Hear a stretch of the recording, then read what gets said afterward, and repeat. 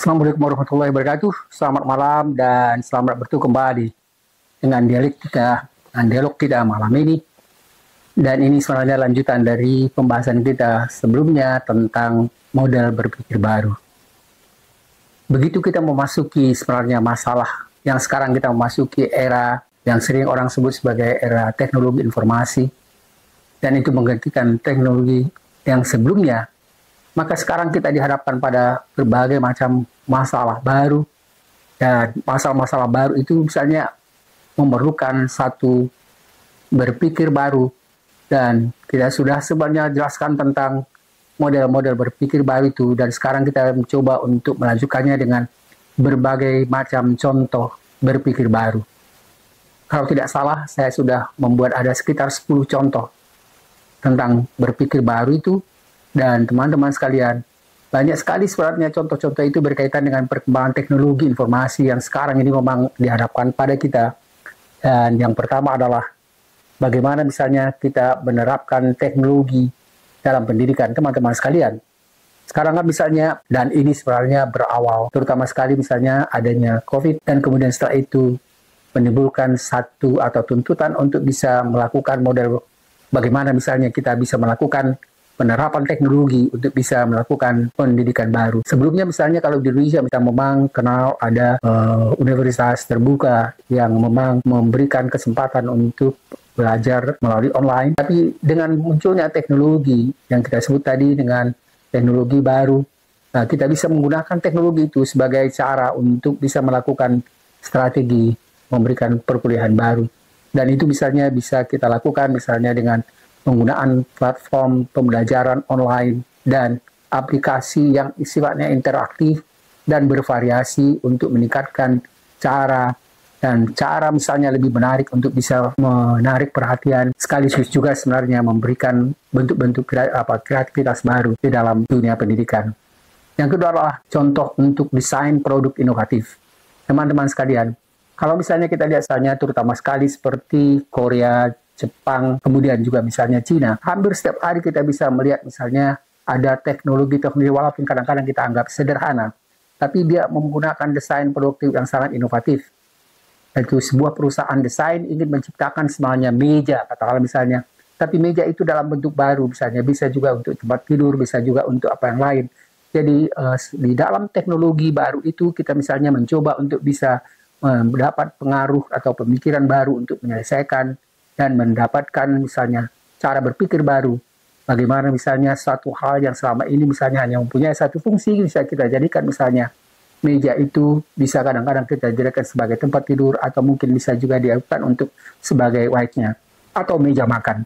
Teman-teman sekalian, jadi berbagai macam bentuk desain produktif inovatif ini sekarang sangat-sangat sering sekali dilakukan, dan itu misalnya biasanya menghasilkan satu efek yang sangat bagus untuk misalnya peningkatan ekonomi dengan menggunakan desain-desain yang sifatnya baru. Kadang-kadang kelihatannya sederhana sekali, ya, tapi begitu misalnya dia dipasarkan itu menjadi satu produk yang banyak diminati. Yang ketiga adalah pendekatan pemasaran yang kreatif. Teman-teman sekalian, kalau misalnya kita lihat, ya sekarang ini misalnya dengan munculnya teknologi informasi yang kita katakan itu, ya kemudian akhirnya muncul ya apa yang kita sebenarnya Gojek, kemudian muncul hal-hal yang dianggap sederhana, misalnya para ibu-ibu yang menjual misalnya tentang makanan-makanan itu akhirnya menggunakan sekarang teknologi baru dengan mencoba melakukan satu bentuk pemasaran yang sifatnya sangat kreatif. Jadi pendekatan pemasaran yang kreatif itu juga sebenarnya merupakan satu penerapan dari model berpikir yang tadi kita katakan 10 model berpikir tersebut. Teman-teman sekalian, yang keempat sebenarnya bisa kita berikan contohnya tentang apa yang kita katakan di sini adalah solusi lingkungan yang inovatif.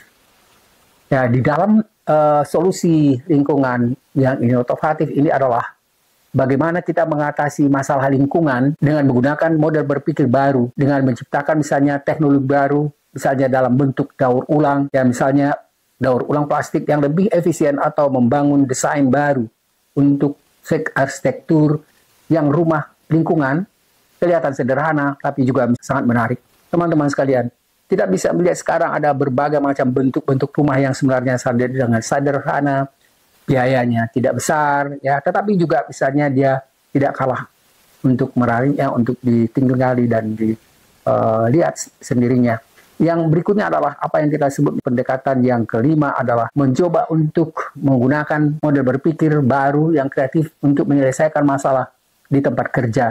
Ketika misalnya kita berhadapan dengan satu pekerjaan baru dan kita menghadapi masalah-masalah kompleksitas yang berbeda dengan pekerjaan sebelumnya, kita memerlukan misalnya cara kerja dan berpikir baru untuk melibatkan bagaimana misalnya dengan menggunakan teknik berpikir baru atau design thinking untuk mengidentifikasi akar masalah dan mengembangkan solusi untuk pekerjaan yang baru itu. Jadi kita sekarang sudah melihat sebenarnya di dalam dunia kehidupan kita sendiri, kita dihadapkan tanpa sadar misalnya mencoba untuk misalnya mencari atau menggunakan model-model berpikir yang berbeda dengan apa yang kita alami sebelumnya. Dan yang keenam di sini adalah pendekatan yang sifatnya inklusif dan komunikatif. Pada pendekatan yang kita sebut tadi model berpikir, pendekatan inklusif dan komunikatif ini adalah bagaimana misalnya kita bisa menggunakan model berpikir baru dalam inklusi sosial. Yang ini berarti bagaimana kita membangun misalnya bentuk program pendidikan yang menyediakan akses yang lebih luas bagi anak-anak dari latar belakang ekonomi yang rendah, atau menerapkan kebijakan inklusif di lingkungan kerja.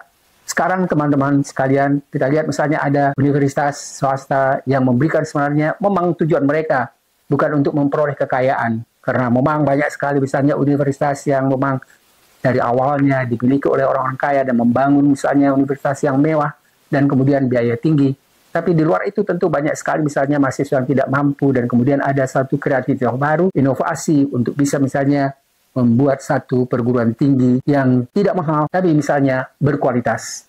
Teman-teman sekalian, ini adalah pendekatan inovatif dan inklusif sebenarnya untuk bisa mengatasi masalah-masalah lingkungan yang kalau tidak diatasi dia misalnya bisa menjadi masalah yang lebih tidak bermanfaat tapi justru misalnya merugikan masyarakat.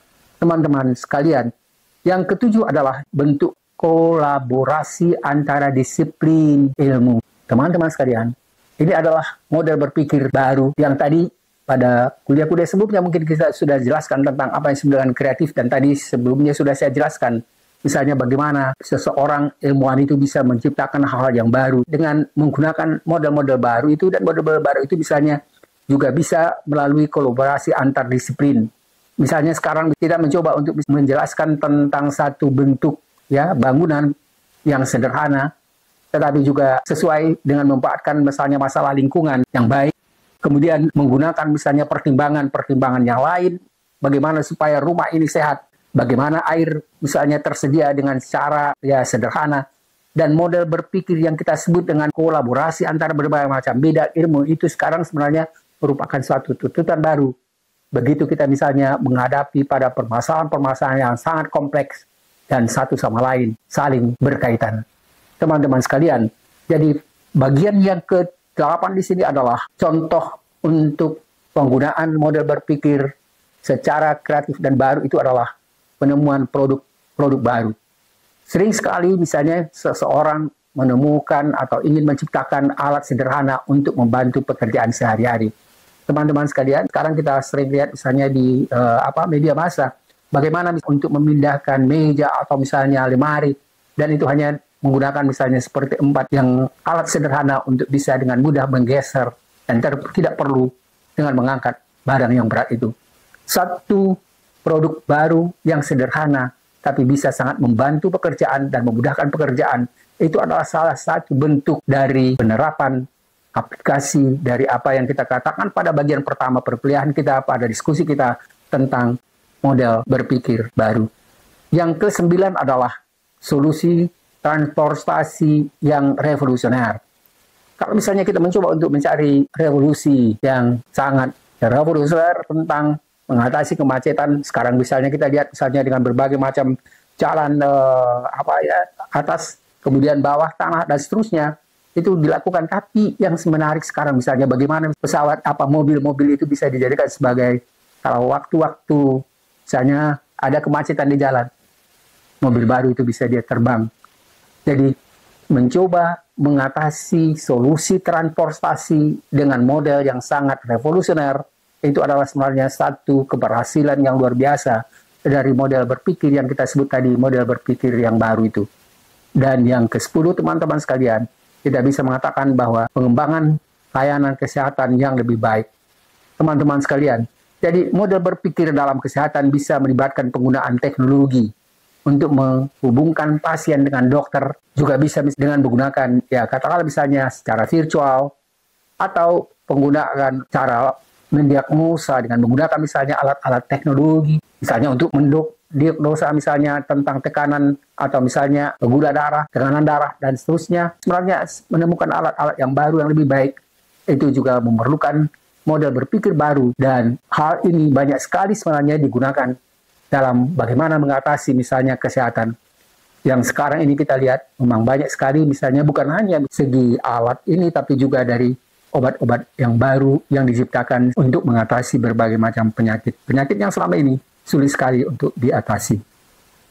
Teman-teman sekalian, kita sudah membicarakan sebenarnya berbagai macam hal, ya, termasuk misalnya menjelaskan tentang model berpikir baru dan bagaimana misalnya menerapkan model berpikir baru itu dalam kehidupan sehari-hari. Dan dengan perkembangan teknologi informasi yang sekarang sangat berkembang itu, memang kita dituntut untuk bisa memiliki kemampuan untuk berpikir baru.